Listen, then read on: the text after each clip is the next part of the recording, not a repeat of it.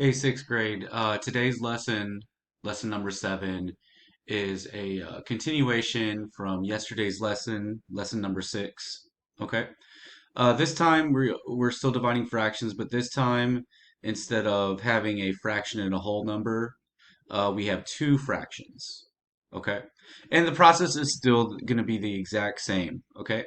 First off, you're going to change the division sign to multiplication. Okay. And then you're going to take the fraction on the right. Okay. It's always the one on the right. And you're going to make that the reciprocal. Okay. So if you notice, um, 2 over 3 became 3 over 2. All right. And then after that, you're just going to multiply straight across. All right. So we'll do 5 times 3, and we get 15. And then we're going to do 6 times 2, and we get 12. Okay. Now at this point, you can check with your calculator to see where you're going. And we've got 15 divided by 12. And you get 1.25. Okay.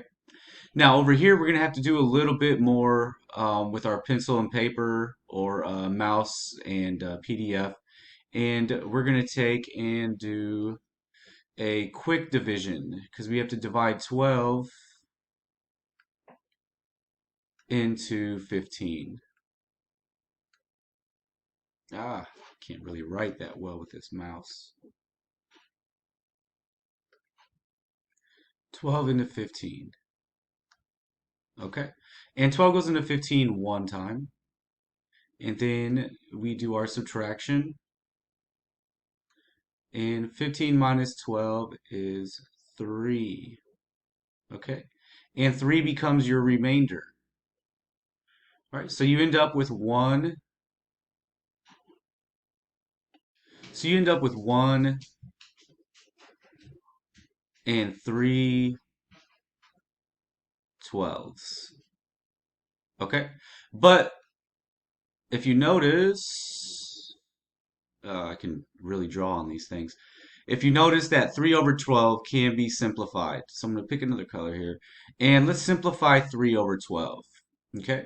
And if we simplify 3 over 12, it becomes 1, and then for your whole number, and then 3 goes into 3 one time. So 3 divided by 3 is 1.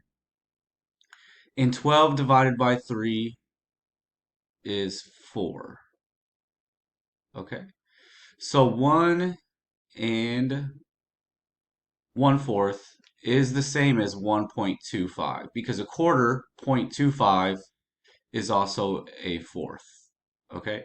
Now this step right here is very important right here because when you get to the end and you want to check your fraction, you might get a fraction like, let's do this.